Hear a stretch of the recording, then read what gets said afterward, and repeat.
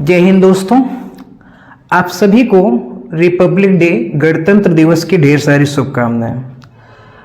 जैसा कि आप सभी लोग जानते हैं कि हमारे देश में दो तरीके से प्रमुख रूप से त्यौहार मनाए जाते हैं, एक तो राष्ट्रीय महत्व के, एक धार्मिक महत्व के, जिसमें कि 15 अगस्त हो, गणतंत्र दिवस हो या तो गांधी जयंती चीज़ें हमारे राष्ट्रीय त्योहारों में शामिल हैं।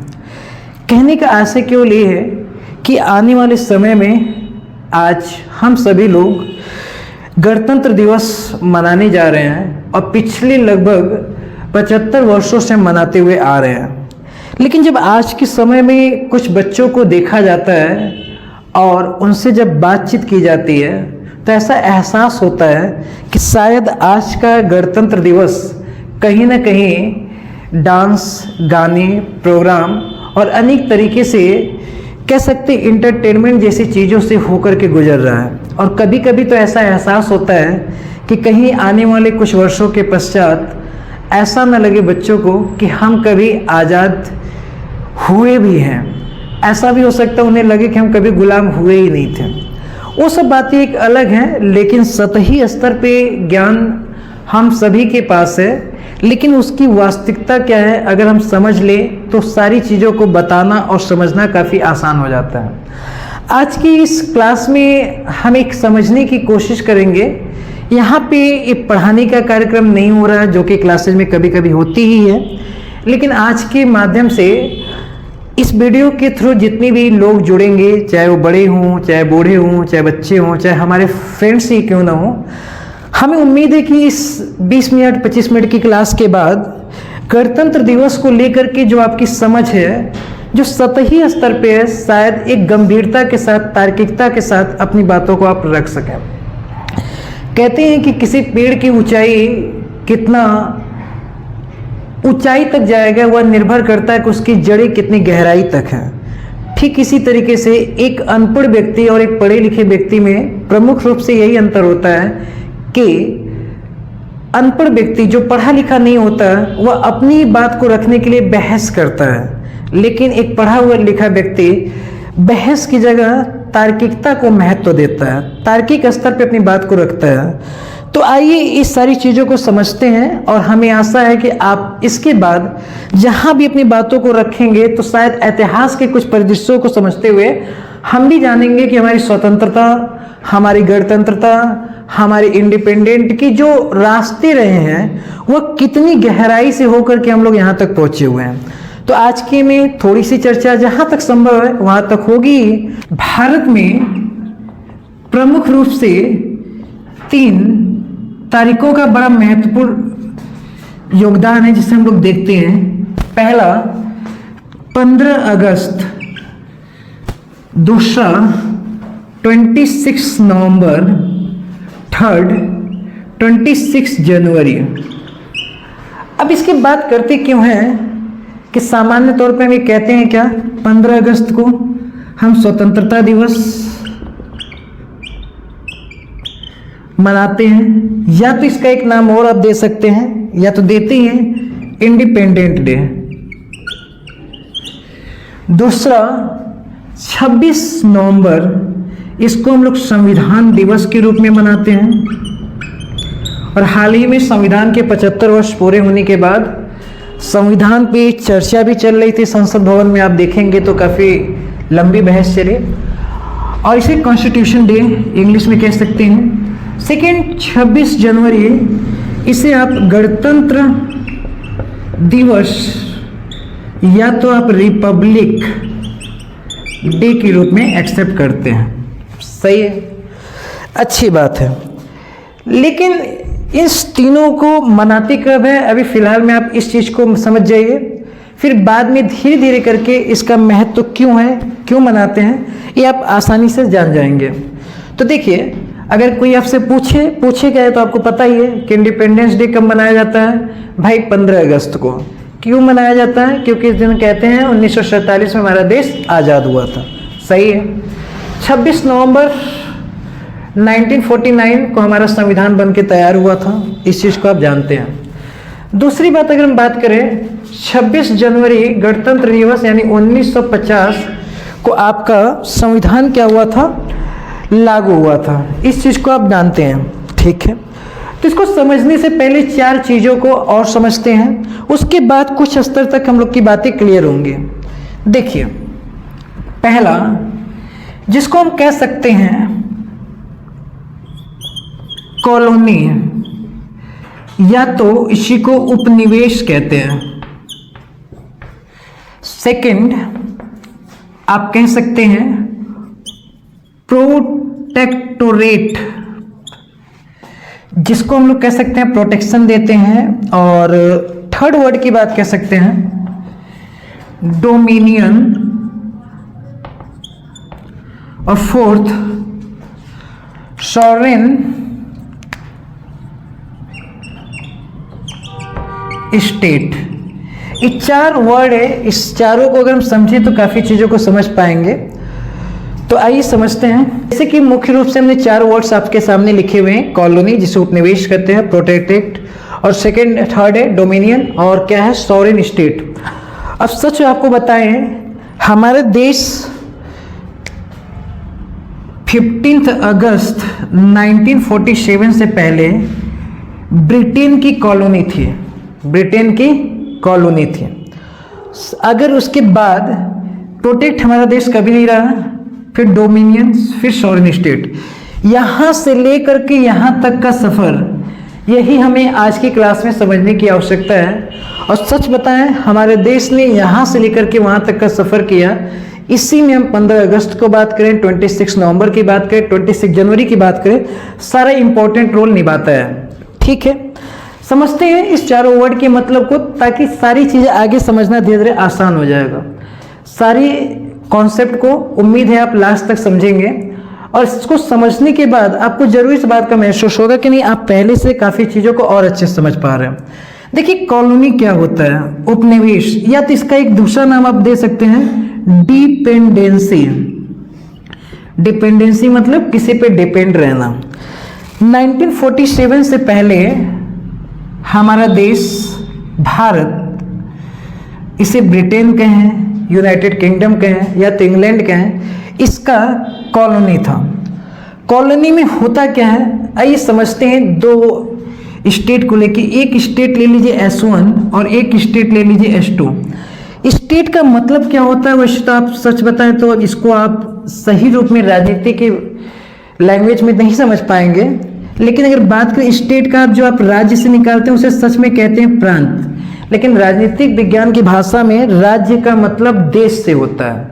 और देश होता क्या है कि वह राज्य स्टेट कहलाता है जिसमें प्रमुख रूप से 4 कॉन्टिनेंट होते हैं। क्या क्या?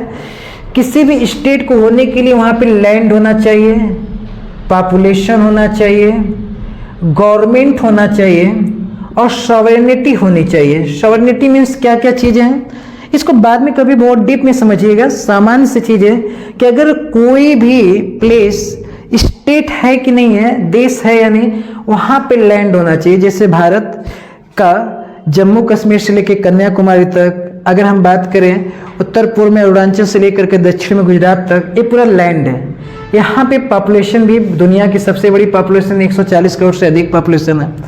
तीसरा क्या है, गवर्नमेंट भी है, चुनी हुई गवर्नमेंट है। चौथा क्या है, यहाँ पे सॉवरेनिटी। सॉवरेनिटी का मतलब संप्रभुता होता है। संप्रभुता का मतलब होता है एक ऐसी सर्वोच्च शक्ति जिसमें वह कोई भी देश अपने आंतरिक और बाह्य निर्णय लेने के लिए स्वतंत्र रहता है। ऐसा नहीं है कि हमारे देश का प्रधानमंत्री या राष्ट्रपति हमारे देश में कोई नियम कानून लागू करना चाहता है तो उसके लिए किसी अन्य देश से पूछने की आवश्यकता है। वो जो चाहेगा, जिस रूप में चाहेगा, हमारे देश का जो प्रतिनिधि वो किसी भी देश में जाना चाहेगा, वह अपनी स्वतंत्र है, किसी से प्रभावित होने की आवश्यकता नहीं है। इसे कहते हैं सॉवरेनिटी। अब कैसे आप समझेंगे, अगर हम बताएं 1947 से पहले हमारा देश एक स्टेट नहीं था। क्यों? हमारे पास लैंड तो था, भारत तो था ही, साथ ही साथ पॉपुलेशन तब भी थी, वहाँ भी जनसंख्या थी, वहाँ पे सरकार तब भी थी, ब्रिटेन की सरकार थी, लेकिन हमारे पास कोई सॉवरेनिटी नहीं थी, कोई संप्रभुता नहीं थी कि हम अपने मन से कोई निर्णय ले सके, अपना नियम कानून बना सके, ऐसी चीज़ें नहीं थी। अब बात करते हैं यहाँ पे सॉवरेनिटी को जब समझ गए तो अब आइए स्टेट की बात कर रहे थे जो हम यहाँ पे स्टेट मीन्स देश से है। जैसे मान लीजिए कि अगर हम कॉलोनी को समझना चाहें तो एक स्टेट S1 कर लीजिए, दूसरा स्टेट S2 कर लीजिए, ठीक है। S1 एक बड़ा सा स्टेट मान लेते हैं, S2 एक स्टेट और भी ले लेते हैं।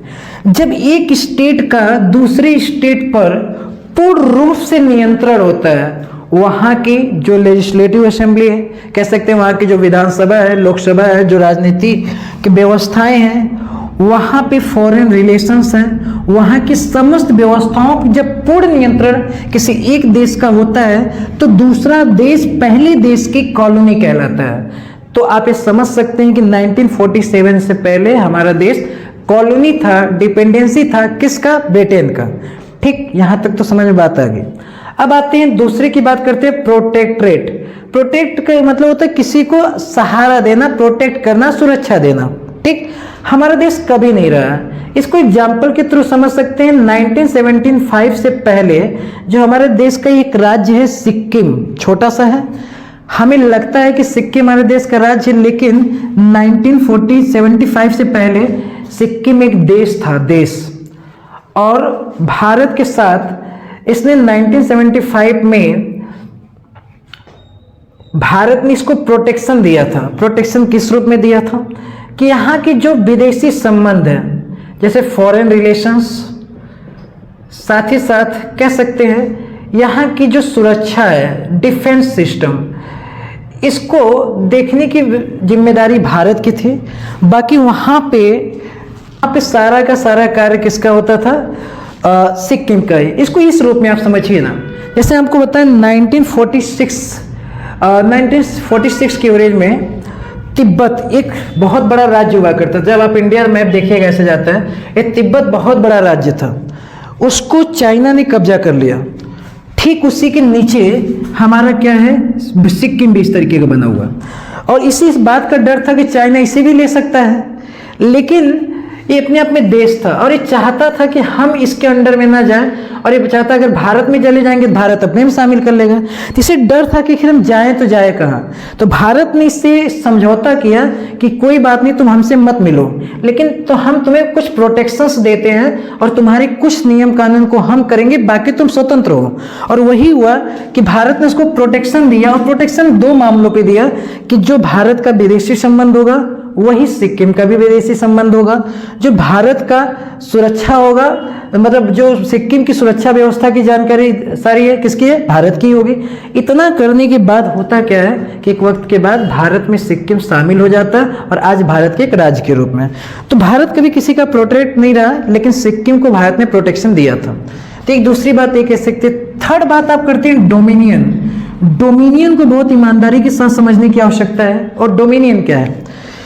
तो फिर से वही एग्जांपल लेते हैं, एक स्टेट 1 है, एक स्टेट 2 है, ठीक है।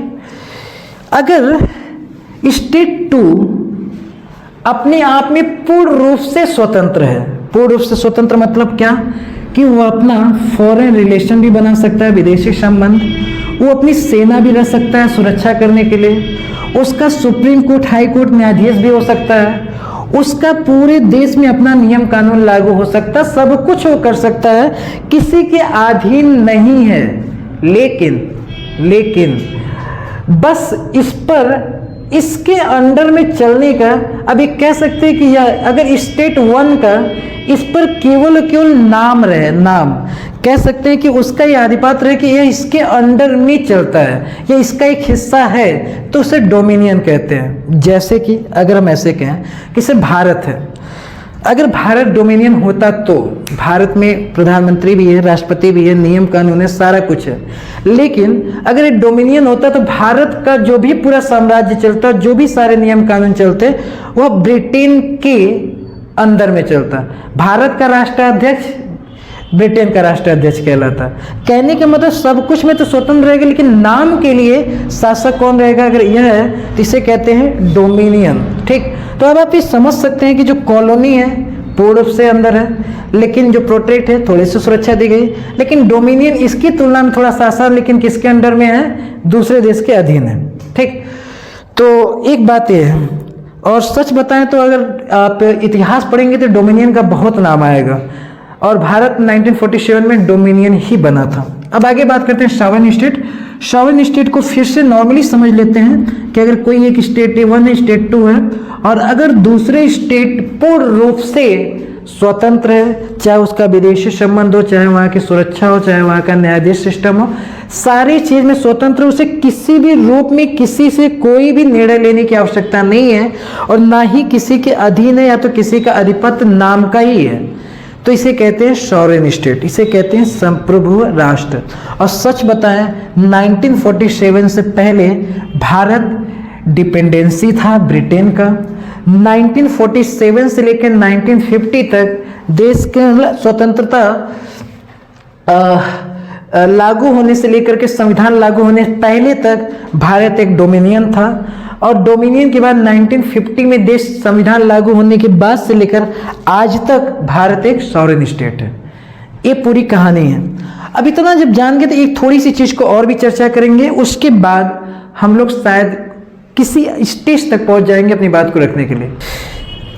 अब इतना समझने के बाद कॉलोनी, प्रोटेक्टरेट, डिपेंडेंसी, कह सकते हैं कि आपका डोमिनियन और सॉवरेन स्टेट समझने के बाद हम प्रमुख रूप से ये 3 डेट जो थे इसको थोड़ा डीप में समझने की कोशिश करते हैं। जैसे देखिए 15 अगस्त 1947 को हमारा देश आज़ाद हुआ था, ये हम लोग कहते हैं, लेकिन सच्चाई तो ये है कि इस दिन ब्रिटेन के पार्लियामेंट में द इंडियन इंडिपेंडेंट एक्ट पारित हुआ था। जैसे कि हमारे लोकसभा और राज्यसभा में कोई भी एक्ट पारित होता है और बाद में जाकर राष्ट्रपति का सिग्नेचर होता है तो यह एक्ट पारित मान लिया जाता है, ठीक इसी तरह ब्रिटेन पार्लियामेंट में लॉर्ड ऑफ मतलब कॉमन हाउस, लॉर्ड हाउस के थ्रू यह एक्ट पास किया गया था, और इस एक्ट में इंडिया के आज़ादी के बारे में बात कही गई थी। और इस दिन यह एक्ट वहाँ से पास हुआ था, और पास होने के बाद, पास तो पहले ही हुआ था लेकिन इस दिन से लागू हो गया था। अब पास कब हुआ था अगर हम बात करें तो 18 जुलाई 1947 को जो ब्रिटेन के राजा थे वहाँ से, राजा के माध्यम से या तो वहाँ की रानी के माध्यम से, जो भी वहाँ के ब्रिटेन के जो क्राउन होते हैं, वहाँ से यह बिल पास मान लिया गया था सिग्नेचर के माध्यम से। और इसमें प्रमुख रूप से 5 बातें कही गई थी। अगर आप 5 बातों को समझें तो शायद सारी चीज़ों को समझ जाएंगे। और ये 5 बातें कही गई थी, इसलिए इस दिन ये लागू हुआ था, तब हम मानते हैं कि हमारा देश उस दिन स्वतंत्र हुआ था। 5 बातें थी क्या क्या? पहला बात ये लिखा गया था कि 15 अगस्त 1947 से ब्रिटेन का इंडिया में जो रूल है वह समाप्त किया जाता है। पहला बात यही कहा गया था। सही है, बात समाप्त हो गया, लागू खत्म। दूसरी बात यहाँ कही गई थी, पहले आपने सुना होगा गवर्नर जनरल और वायसराय 2 पोस्ट हुआ करता था, लगभग दोनों एक ही हुआ करता था। लेकिन क्या हुआ कि इस एक्ट के माध्यम से वायसराय की पोस्ट खत्म हो गई, लेकिन गवर्नर जनरल चलाई। क्यों? क्योंकि भाई देश अलग हो रहा है तो वहाँ पे उसको संभालने के लिए कोई ना कोई तो चाहिए ही चाहिए, तो इसलिए गवर्नर जनरल की पोस्ट बनी रही। तीसरी बात यहाँ पे कही गई थी कि भारत, बहुत इंपॉर्टेंट है, भारत 2 डोमिनियन के रूप में विभाजित होगा, इसी एक्ट में था। और 2 डोमिनियन कौन थे आप जानते हैं? इंडिया और पाकिस्तान। तो उस समय क्या भारत इंडिपेंडेंट हुआ था पूर्व से सॉवरेन की डोमिनियन बना था? डोमिनियन बना था। 2 डोमिनियन के रूप में डिवाइड होगा। अब तीसरी बात ये कि एक बात बताइए 4th नंबर पे कि भारत 2 देशों के रूप में डिवाइड हो चुका है। अब इसको चलाने के लिए कोई नियम कानून तो होना चाहिए। कैसे चलेगा देश? कैसे बनेगी सारे नियम कानून? तो यहाँ पे एक 1935 का एक एक्ट आया हुआ था जिसके लगभग 75% का 80% सारे के सारे रूल्स आज भी आर्टिकल्स हमारे संविधान में है।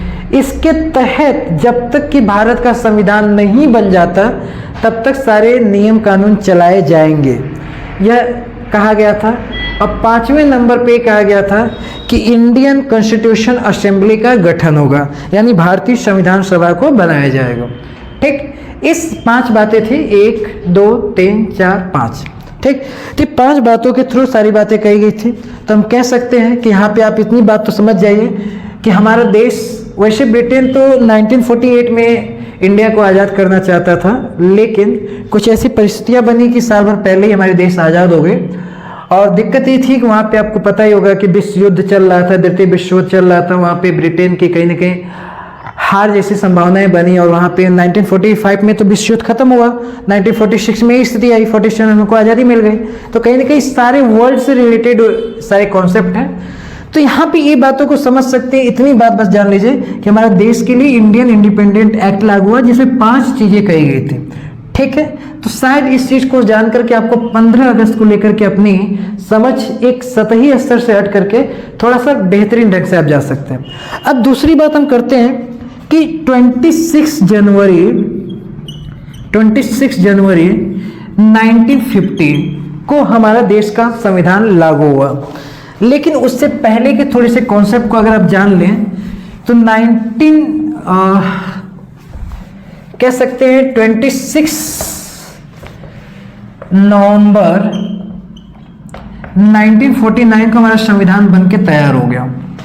लेकिन जब इस दिन बन के तैयार हुआ तो यहाँ पे 26 जनवरी मनाने की जरूरत क्या थी, इसकी कहानी क्या है, इसके लिए थोड़ा सा एक उदाहरण और समझेंगे तो शायद विश्व का ही समझने की कोशिश करें।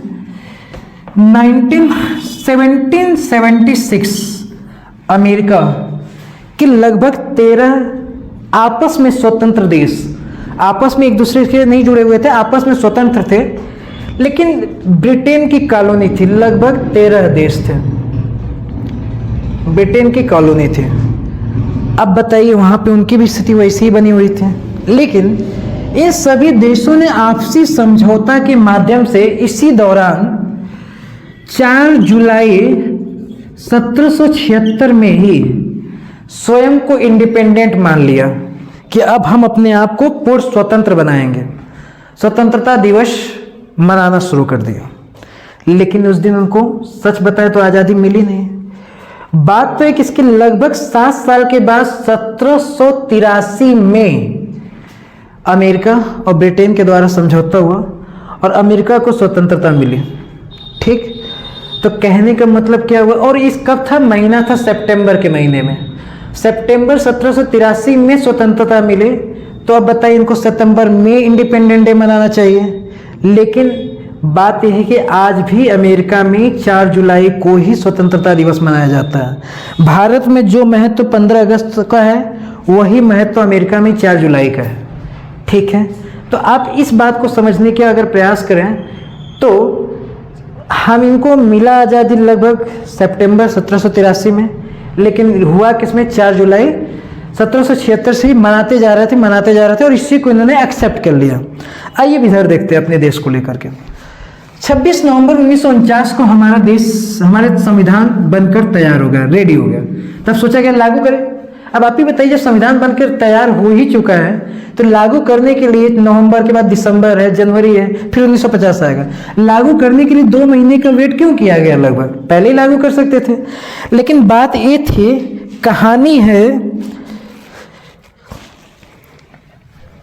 कहानी आपकी है 30 दिसंबर 1929 की। 30 दिसंबर 1929 लाहौर अधिवेशन होता है।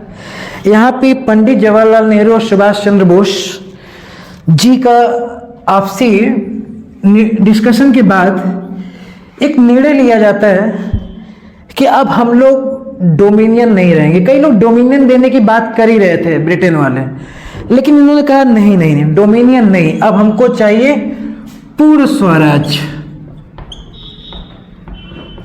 कंप्लीट सेल्फ रूल, पूर्ण स्वराज चाहिए। और इन्होंने इस बात का निर्णय लिया कि अब मुझे डोमिनियन पूरे स्वराज के लिए रहेंगे। और लगभग 26 दिसंबर 1929, अब इसके बाद जनवरी तो आना ही आना है, तो इन्होंने क्या किया कि उन्होंने निर्णय लिया कि 26 जनवरी 1930 को हम लोग पूर्ण स्वराज दिवस मनाएंगे, ठीक 1 महीने के बाद। और इन्होंने ये उम्मीद कर लिया था 1930 में ही कि 26 दिन के अंदर हमको देश की आज़ादी मिल जाएगी, स्वतंत्र हो जाएंगे। और इन्होंने इसी दिन पूर्ण स्वराज दिवस मनाया, पहला पूर्ण स्वराज दिवस। अब बताइए 26 जनवरी 1930 को पूर्ण स्वराज दिवस मनाया गया, 26 जनवरी 1931, 1932, 1933, 1940, 1945 तक मनाया गया होगा। लेकिन बात ये हुआ कि 26 नवंबर 1949 को हमारा संविधान बनके तैयार हो गया। तो लोगों ने कहा 1949 को संविधान बनके तैयार तो हो गया, ठीक है, लेकिन 2 ही महीने के बाद जो पिछले 20 साल से हम 26 जनवरी को मनाते हुए चल रहे हैं, क्यों इसको हम गड़बड़ करें? क्यों ना 2 महीने वेट करके इसी दिन 26 जनवरी को संविधान लागू किया जाए? तो इसलिए पिछले, जैसे कि अमेरिका में ये हुआ था ना कि 7 साल पहले ही बात हुई थी, लागू होने के बाद भी उसी डेट पे कायम रहे, ठीक उसी तरह हमारे भारत में क्या हुआ कि हम लगभग तो 7 साल की कहानी, तो हमारे यहाँ तो 20 साल की कहानी है। 20 साल पहले से हम 26 जनवरी को पूर्ण स्वराज दिवस मनाते हुए आ रहे थे, इसलिए इसी दिन हमने संविधान को लागू किया। और इस दिन हमने क्या किया कि अपना 26 जनवरी 1950 को हमने संविधान को लागू किया, और लागू करने के बाद हमने इसको संविधान कह सकते हैं रिपब्लिक डे के रूप में मनाने लगे। अब एक बात और बताएंगे, फिर इस वीडियो को खत्म करेंगे, फिर कभी बात होगी इस पे आखिर क्या बदलाव हुआ। जैसे कि हमने कहा 1947 को हमारा देश आज़ाद हुआ था, 2 डोमिनियन के रूप में, एक इंडिया था और एक पाकिस्तान था, ठीक, डोमिनियन के रूप में। हुआ क्या 1947 में, इसमें जैसे 1950 में हमारा संविधान लागू होते ही भारत का डोमिनियन का स्टेटस समाप्त हो गया तुरंत। क्या हो गया? भारत एक सॉवरेन स्टेट बन गया। जो गवर्नर जनरल की पोस्ट थी खत्म हो गई। भारत में क्या हुआ? भारत के ही देश का, भारत में ही जन्मा व्यक्ति अब यहाँ का भारत का जो सर्वोच्च पद होता है राष्ट्रपति, उस पद पर सुशोभित हुआ। यानी गणतंत्र का मतलब यहाँ के द्वारा यहाँ का ही व्यक्ति चुना हुआ राष्ट्र का अध्यक्ष बन गया। अभी तक गवर्नर जनरल या तो बाकी वायसराय कहाँ के हुआ करते थे? ब्रिटेन के।